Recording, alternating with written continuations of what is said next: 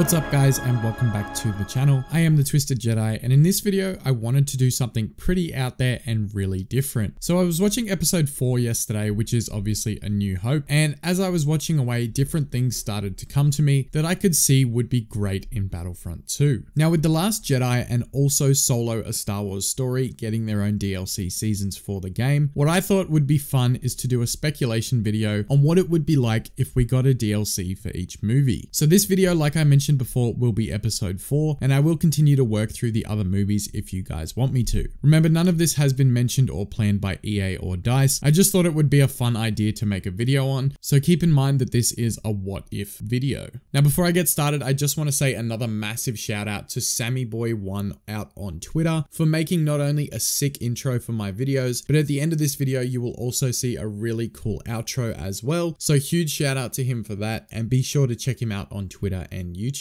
He does a variety of map guides for attacking and defending in Battlefront 2, as well as a bunch of other stuff that is really helpful as well, so definitely go and check him out after this. Anyways, let's get into A New Hope DLC season. The first thing I wanted to say is that I absolutely love the original trilogy, and if we were to get DLC seasons based on the movies, I would not be mad at all. So getting started, let's talk about some of the possible skins that we could see in A New Hope DLC. These are pretty obvious when you watch the movie, and I know they've already been requested time and time again from people and in videos, but it just makes sense to add them to the game. So the skins I would put in this content drop would start with Farm Boy Luke.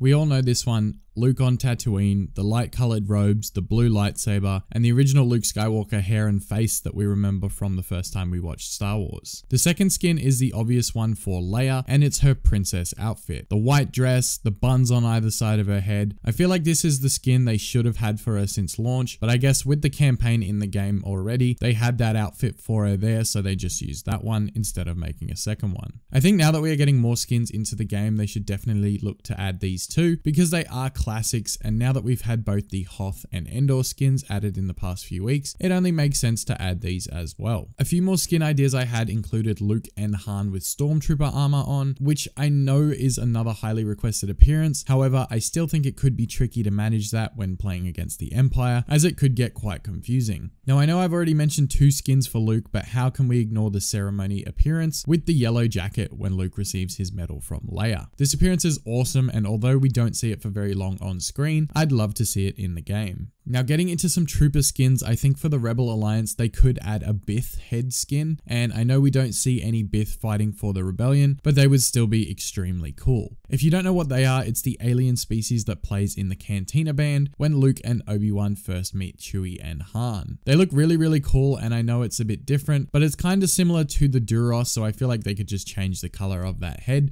and it would almost be the same thing. Now lastly, as skins for the Empire, they could give us the black officer uniforms, which can be seen multiple times throughout the movie, and then on top of that they could also give us the Death Star Guard skin, which was the black outfit with the funny shaped helmet that looks like an extended cycling helmet. As funny as that sounds, I think this appearance could be really cool in Battlefront 2. So that's all for the skins for the time being. Let's talk about a few emotes next. If you think about it, we already have the Chosen One emote in game, so even without a confirmation on whether or not Obi-Wan will be in the game at some point, they're definitely not against using his quotes for trooper emotes. So hopefully, assuming this, his famous "hello there" quote from Alec Guinness playing Obi-Wan Kenobi could also be added as one for our troopers.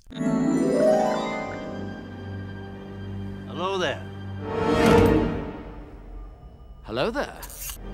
Hello there. On top of this, I think a really funny emote for Luke would be his whiny boy Tosche Station emote, which we all remember from A New Hope anyways, because it's been made fun of so many times already. But I was going into Tosche Station to pick up some power converters. Not only is it a funny line in the movie, but it would also be hilarious to see people use it in Battlefront 2, whether it was coming from Luke or just a regular trooper. Anyways, after talking about all of that stuff, guys, let's get into the good stuff. I think the Junderland Wastelands map could be a really good Galactic Assault one, similar to the one from Battlefront 2015, however changed to suit the new game and keep it fresh and interesting. Also, if they could make a small map variation of this based around a Jawa sandcrawler, I think that could be a really good spot for Blast, Strike, and Heroes vs Villains. Next up, I think there could be a few weapons added to the game as well based off A New Hope. The first weapon is already in the game, however, I would love to see the DLT-19 added with customizable attachment options instead of just with the Death Trooper and as a pickup in Ewok Hunt. The DLT-19 would obviously be a weapon for the heavy class, and it was definitely seen a bunch of times in episode 4 being carried around by stormtroopers. Another weapon that could be added to the game is the T-21B targeting rifle. This thing was the go-to long-range weapon from Battlefront 2015, and I would love to see it make a comeback in Battlefront 2 for the Specialist class. I feel like people are hesitant to play the Specialist a lot of the time because of their lower health. However, maybe if they had some cool weapons and skins added to the class, then people would want to use that much more often. Now, for those of you that are fans of Starfighter Assault, I feel like the obvious one to go with here is to add a Death Star map prior to it blowing up and have the trench run be the final objective. Play your way through the round destroying TIE fighters or X-Wings depending on what side you're on, and work your way towards the trench run like you did in 2015. This addition to Starfighter Assault could be really fun and great for those of you who love the big space battles. For Galactic Assault, seeing most of the DLC for this map is based around the desert, I feel like it would make sense to have a Tusken Raider as a playable reinforcement. I think this would be really cool. Yes, I know they're not Empire or Rebellion, but how awesome would it be to have a long range sort of specialist style reinforcement with more health and a crazy sniper rifle. It would have a rage ability or frenzy similar to Kylo's attack, only less powerful, but you could use it in close quarters, and then the sniper could be similar to the Tank Hunter in Battlefield 1. If you've ever played Battlefield 1, you know that the Tank Hunter has a sniper rifle that's meant for vehicles, but it is an absolute beast on infantry as well. So if we could get something like that for the Tusken Raider, I think it could be a really cool reinforcement. As for heroes added in this season, obviously I would love to say they could give us Old Ben, but I feel like if DICE had plans to add him, then they would do it in a Clone Wars season. So maybe if they did do an episode 4 DLC, they could give us an Old Ben legendary skin with different voice lines and emotes and things like that as well. Other than that, I think Greedo could be a cool hero to make a return from 2015, as I really did enjoy using him in the last game. However, I think they could change up his abilities a little bit and make it fresh for everyone that played Greedo a lot in Battlefront 2015. We already have the Rodian head for the officer class, so the image of Greedo is essentially already there, and then they would just have to make the abilities and animations for his character.